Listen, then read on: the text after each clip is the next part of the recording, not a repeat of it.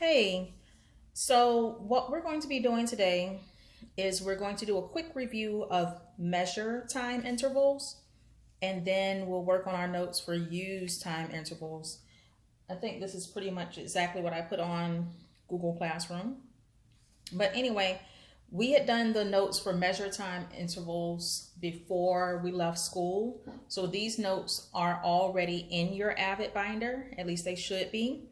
And what we talked about was what a time interval was, and we made a chart showing our start, elapsed, and finish time. And in this case, we had a start time of 6:07 and we were finishing at 6:49. And so what we did was we drew a number line. We also referenced the PowerPoint that we had where we were skip counting by ones, fives, tens, and hours. And what we did here is we started at 6:07, we skip counted by tens, and then by ones until we got to 6:49.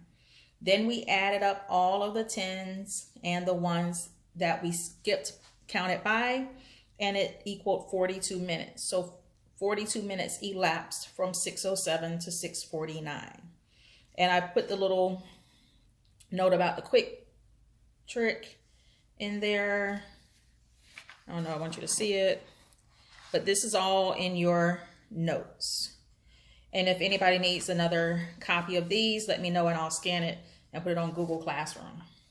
So what we're working on today, and this is what we talked about on the Google Meet as well, is using time intervals. And remember, I told you on the Google Meet, I also sent the link for the analog clock, like what we would use at school. So here is how I started this off.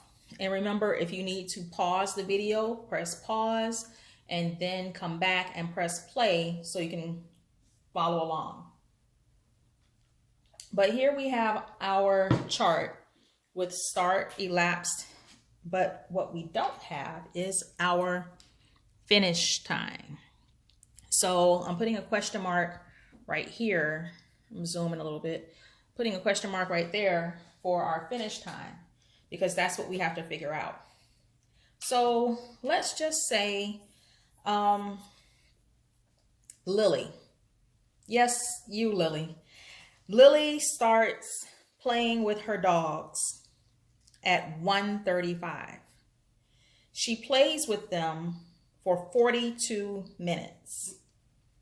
What time does she finish, or what time does she stop playing with them? And so that's what we're going to figure out. So first thing I want you to look at is 42 and look at the number of tens and the number of ones. So 42 has 4 tens and 2 ones. This, the elapsed time, this will tell you, it tells how many tens and ones to jump forward. And I'm going to underline forward in a different color because it's going to be something important later that you're going to have to refer to.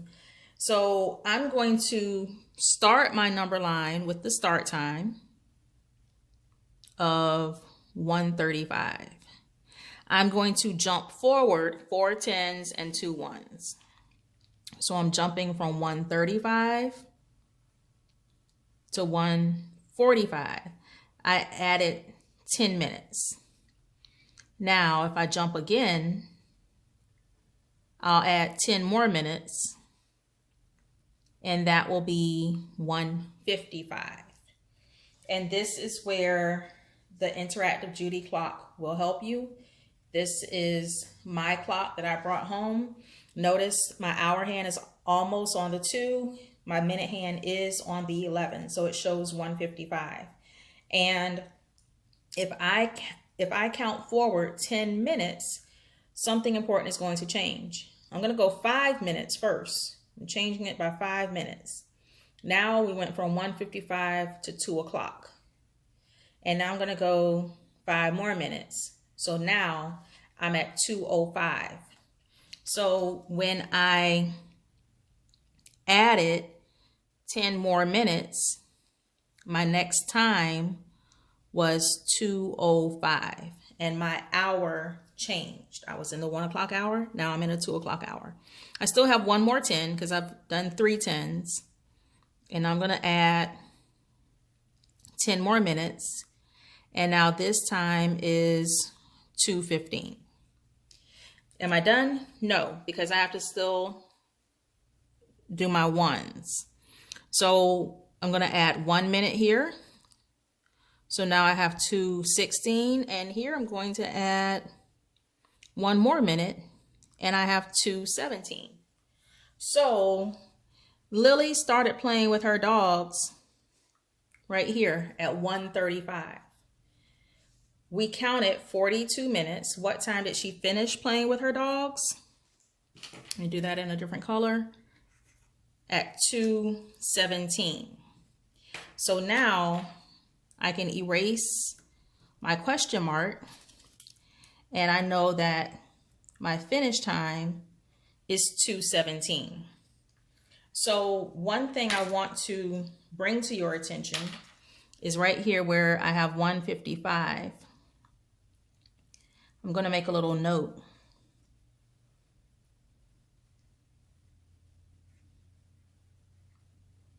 I'm going to try to write neatly and while I'm writing fast. Anything past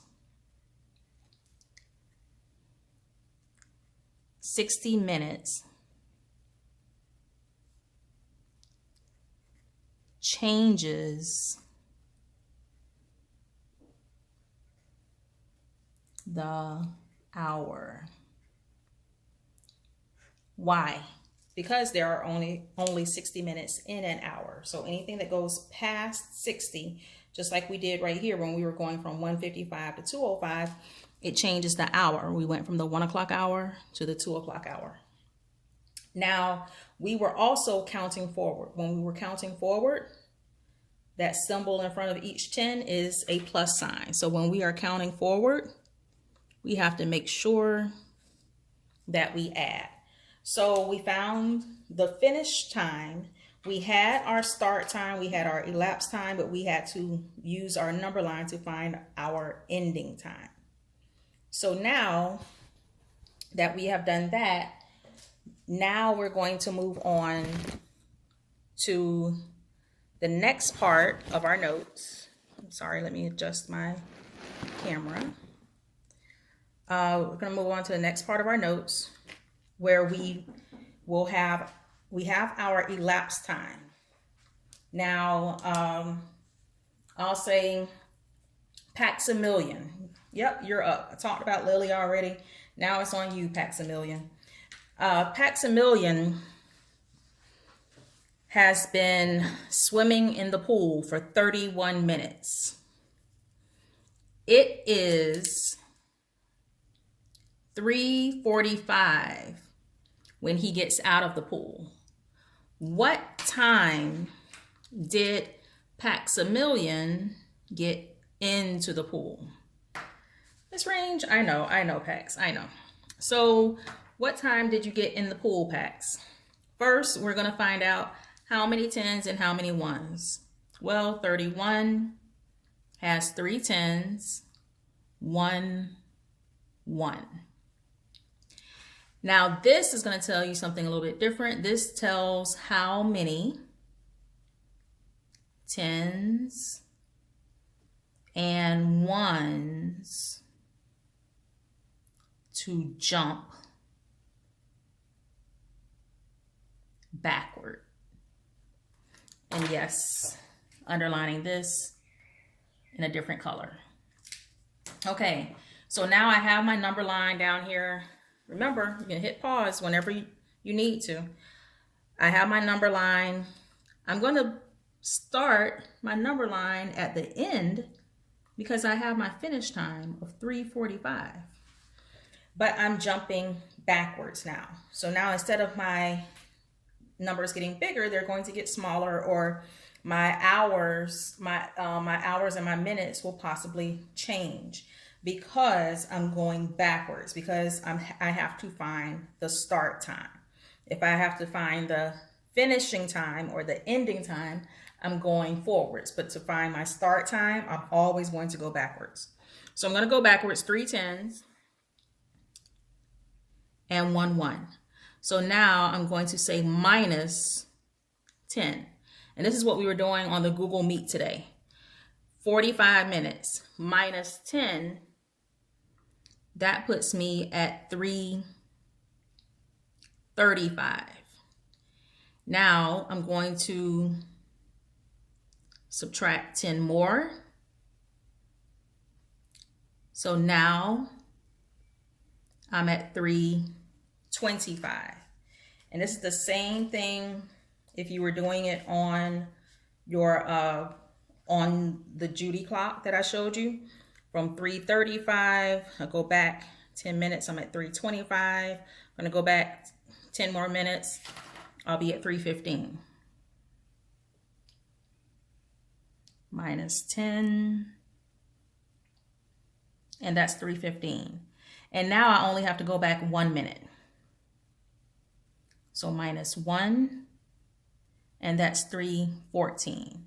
So here we know Pax got out of the pool, stopped swimming at 3:45.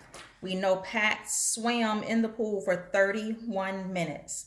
What time did Pax get in the pool? 3:14. So I'm going to erase my question mark, and I can put my starting time as 3:14. So now I know how much time, now I know what time he got in the pool. One thing that I'm going to show you too here, whenever we are going backwards, well, think, what's the inverse operation of addition? Yes, subtraction. So anytime we're going backwards, we should be subtracting. And this is all you have to do to find your times, whether you're finding the finish time, the start time, and remember, we already did this one for when we're finding the elapsed time. I hope that this video helps. After you finish with your notes, place them in your Avid binder.